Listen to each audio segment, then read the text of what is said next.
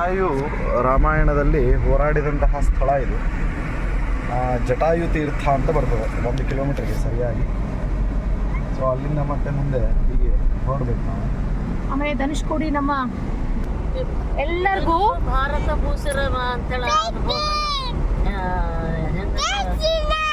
ಜೈ ಶ್ರೀರಾಮ್, ಜೈ ಶ್ರೀರಾಮ್, ಜೈ ಶ್ರೀರಾಮ್.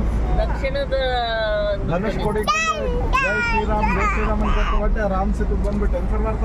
ಹಾ, ಆಕ್ಚುಲಿ ಸರ್ವಾರ್ಥಾಗ ರಾಮನ ಮೇಲೆ ಅಥವಾ ರಾಮನಿಗೆ ಸರ್ವಾರ್ಥದ ಮೇಲೆ ಇರೋ ವಿಶೇಷವಾದಂತಹ ಅಭಿಮಾನ ಸಂಬಂಧ.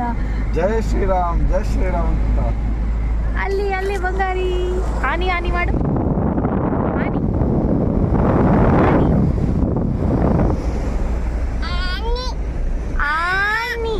ಆನಿ ಬಂತಂದ